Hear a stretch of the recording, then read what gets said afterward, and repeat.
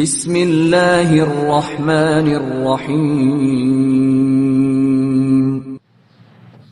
عید الفطر کی آمد ہے اور عید الفطر کی لوگ تیاریوں میں لگے ہوئے ہیں۔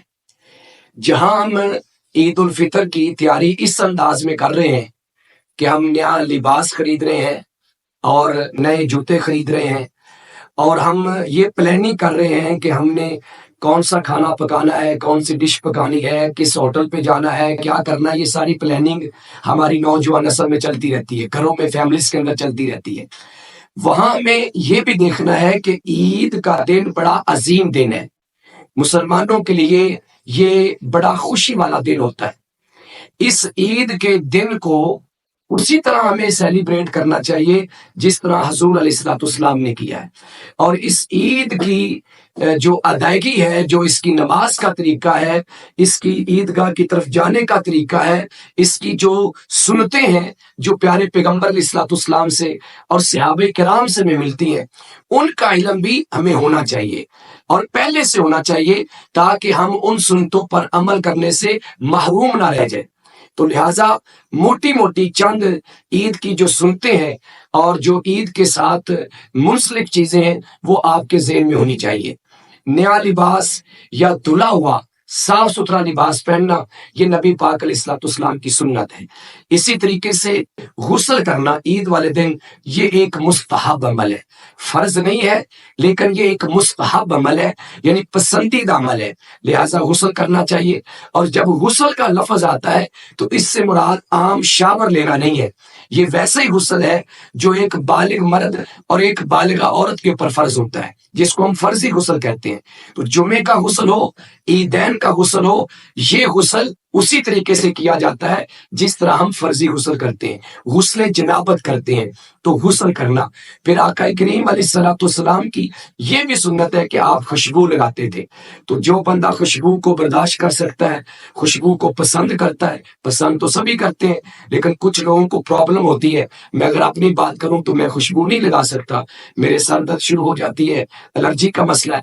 لیکن آپ لوگوں کے لیے میں ضرور کہوں گا کہ یہ پیارے پیغمبر کی سنت ہے، میری مجبوری ہے، آپ کی مجبوری نہیں ہے، آپ خوشبو لگا کے جائیں۔ اور یہ مردوں کے لیے، عورتیں عیدگاہ کی طرف جائیں تو وہ سادگی کے ساتھ جائیں، ایسی خوشبو، ایسا میک اپ کر کے نہ جائیں کہ جس سے وہ خوشبو دوسرے لوگوں تک پہنچے۔ تو خوشبو کا استعمال کریں، اور عیدگاہ کی طرف جانے سے پہلے پیارے پیغمبر علیہ السلام کی یہ بھی سنت ہے کہ حضور علیہ السلام کھجوریں کھاتے تھے اور طاقت میں کھاتے تھے، وطر کھاتے تھے، یعنی 3 کھا لیتے، 5 کھا لیتے، 7 کھا لیتے۔ اگر آپ کے گھر میں کھجور اویلیبل ہے، آپ منو ان حضور علیہ السلام کی سنت پہ عمل کرنا چاہتے ہیں تو پھر آپ کھجوریں کھا کے جائیں تعداد کے اندر، یعنی 3، 5، 7، 9۔ اور اگر کھجوریں اویلیبل نہیں ہے تو کوئی بھی میٹھی چیز آپ کھا کے عیدگاہ کی طرف جائیں۔ اور بالفرض اگر نہیں بھی آپ کھاتے تو یہ فرض نہیں ہے، یہ ایک سنت ہے تاکہ اسی بہانے حضور علیہ السلام کی ایک سنت پر عمل ہو جائے۔ پھر جب آپ نے عیدگاہ کی طرف جانا ہے، تکبیرات جو عید کی ہیں وہ پڑھتے جائیں۔ اگر پوری تکبیر کسی کو نہیں آتی تو وہ اللہ اکبر کہتا جائے، یہ بھی اس کے لیے کافی ہے۔ اور بڑی کہہ لو کہ سکینت کے ساتھ، بڑے وقار کے ساتھ اور ٹائم پر آپ عیدگاہ کی طرف پہنچے۔ جب آپ عیدگاہ جاتے ہیں تو عیدگاہ جانے کے لیے جو آپ نے راستہ اختیار کیا، اگر ممکن ہو تو واپسی کے لیے راستہ بدل کر آئے، یہ حضور علیہ السلام کی سنت ہے۔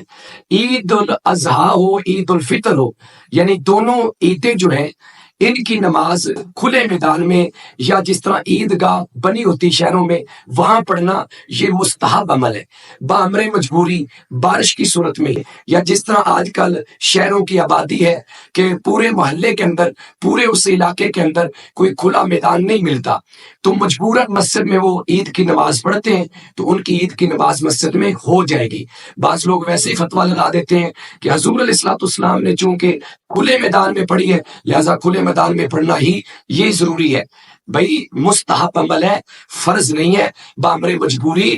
جس طرح بارش میں آپ مسجد میں پڑھ سکتے ہیں، اسی طریقے سے اگر آپ کو کھلا میدان قریب نہیں مل رہا، کیونکہ اس میدان دور تو مل جائے گا، تو وہاں بچوں کے لیے جانا، مردوں کے لیے، بوڑھوں کے لیے، عورتوں کے لیے جانا ممکن نہیں ہے، تو وہ پھر مسجد میں عید کی نماز پڑھ لے۔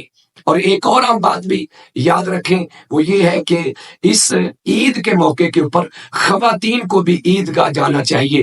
آپ اس بات سے اندازہ لگا لیں کہ وہ عورت جس کے اوپر ان دنوں میں نماز پڑھنا فرض نہیں ہے، ان کے مخصوص ایام چل رہے ہیں، اس کو بھی حکم ہے کہ وہ عید گاہ کی طرف آئے، البتہ وہ نماز والی جگہ سے علیحدہ رہے اور مسلمانوں کی دعا میں شامل ہو جائے۔ اس سے آپ اندازہ لگا لیں کہ عید الفطر ہو یا عید الاضحیٰ ہو، اس کی ادائیگی اور اس کی نماز، اس کا خطبہ، اور سب سے آخر میں اس موقع کے اوپر دعا جو ہے، یہ کتنی اہم ہے کہ حضور علیہ الصلوۃ والسلام نے ہر عورت کو حکم دیا کہ وہ عید گاہ کی طرف آئے اور مسلمانوں کی دعا میں شامل ہو۔ لہٰذا عید والے دن یہ ساری چیزیں ہمیں کرنی چاہیے، اور ٹائم پر پہنچنا چاہیے، اور اس کے بعد خطبہ سننا چاہیے، اس کے بعد دعا کے اندر شامل ہوں، اور پھر ایک دوسرے کو مبارک دینا۔ یعنی مبارک یہ ہے کہ تقبل اللہ منا ومنکم صالح الاعمال یا صالح الاعمال، اس طرح کے الفاظ کے ساتھ دعا دینا، یہ صحابہ کرام کی سنت ہے، صحابہ کرام کا طریقہ ہے۔ گلے ملنا بھی صحابہ سے ثابت ہے۔ تو اس خوشی کے موقع پہ ایک دوسرے کو ویلکم کہنا اور خوشی کے الفاظ ادا کرنا، یہ بالکل اسلام کے مطابق ہے، اور ہمیں چاہیے کہ ہم اس موقع کے اوپر میکسیمم جتنا ہو سکے ہم اللہ کے پیغمبر اسلام کی سنتوں پر عمل کریں۔